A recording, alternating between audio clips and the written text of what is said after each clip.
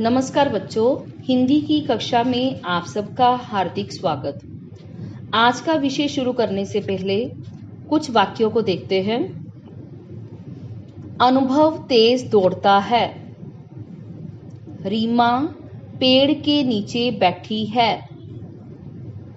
कछुआ धीरे धीरे चल रहा है। यहाँ पर तेज, नीचे और धीरे धीरे शब्द क्रिया की विशेषता को दर्शा रहे हैं। क्रिया शब्द क्या है? पहले वाक्य में दौड़ता। अनुभव कैसे दौड़ता है? तेज। तो यह क्रिया की विशेषता को दर्शा रहा है। तो ये क्या है? क्रिया विशेषण। दूसरे वाक्य में देखा, रीमा पेड़ के नीचे बैठी है। तो बैठना क्या है यहाँ पर? वो भी एक क्रिया है। कहाँ बैठी है? पेड़ के नीचे। तो इसका मतलब के नीचे शब्द जो है वो भी क्रिया विशेषण है।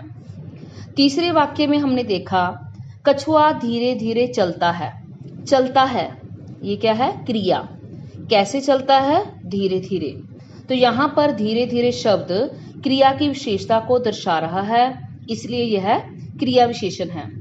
तो आओ अब हम क्रिया विशेषण के बारे में विस्तार से पढ़ें। परिभाषा। क्रिया की विशेषता बताने वाले शब्दों को क्रिया विशेषण कहते हैं। क्रिया विशेषण के भेद। क्रिया विशेषण के मुख्यतः 4 भेद होते हैं। रीतिवाचक क्रिया विशेषण, कालवाचक क्रिया विशेषण, स्थानवाचक क्रिया विशेषण तथा परिमाणवाचक क्रिया विशेषण। आओ इनके भेदों के बारे में विस्तार से चर्चा करें। सबसे पहला भेद है रीतिवाचक क्रिया विशेषण, यानी एडवर्ब ऑफ मैनर। रीति का अर्थ होता है ढंग या तरीका। जिन शब्दों से क्रिया के होने की रीति के ढंग का बोध हो उन्हें रीतिवाचक क्रिया विशेषण कहते हैं। जैसे घोड़ा तेज दौड़ता है। तो यहाँ पर घोड़ा कैसे दौड़ता है? उसके दौड़ने का ढंग कैसा है? तेज। इसका अर्थ है यहाँ पर तेज शब्द जो है क्रिया विशेषण का रीतिवाचक भेद है। आगे है कालवाचक क्रिया विशेषण। जिन शब्दों से क्रिया के होने के समय यानी उसके काल का बोध हो उन्हें कालवाचक क्रिया विशेषण कहते हैं। जैसे कल्पना सदैव मुस्कुराती रहती है। सदैव का अर्थ क्या है? हमेशा। तो यहाँ पर हमें समय का बोध हो रहा है, तो इसका अर्थ है कि यह कालवाचक क्रिया विशेषण का उदाहरण है। एक और इसका उदाहरण देखते हैं। वह प्रतिदिन स्कूल जाता है। प्रतिदिन यानी काल के बारे में, समय के बारे में बोध हो रहा है, तो यह कालवाचक क्रिया विशेषण का उदाहरण है। आगे हम क्रिया विशेषण का तीसरा भेद यानी कि स्थानवाचक क्रिया विशेषण के बारे में जानेंगे। जिन शब्दों से क्रिया के होने या करने के स्थान या दिशा का बोध हो उन्हें स्थानवाचक क्रिया विशेषण कहते हैं। जैसे वैभवी बाहर खेल रही है। कहाँ खेल रही है? बाहर। तो यहाँ पर स्थान का बोध हो रहा है कि क्रिया कहाँ हो रही है? बाहर हो रही है। तो यहाँ पर बाहर शब्द जो है स्थानवाचक क्रिया विशेषण का उदाहरण है।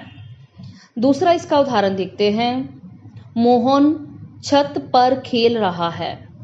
तो यहाँ पर छत पर यानी किसका बोध करा रहा है? ये स्थान का। तो यह स्थानवाचक क्रिया विशेषण का उदाहरण है। क्रिया विशेषण का अंतिम भेद है परिमाणवाचक क्रिया विशेषण, यानी एडवर्ब ऑफ क्वांटिटी।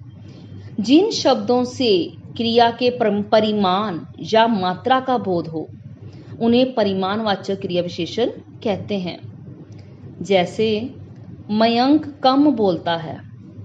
कितना बोलता है? कम। तो इसका अर्थ है कि यहाँ पर कम शब्द जो है परिमाणवाचक क्रिया विशेषण का उदाहरण है। अगला उदाहरण देखिए। अधिक खाना हानिकारक होता है। तो यहाँ पर अधिक शब्द परिमाण यानी मात्रा का बोध करा रहा है तो यह परिमाणवाचक क्रिया विशेषण होगा। तो आज हमने क्रिया विशेषण तथा उसके भेदों के बारे में विस्तार से चर्चा की। तो आशा करती हूँ कि आपको यह टॉपिक अच्छी तरह से समझ आ गया होगा। धन्यवाद।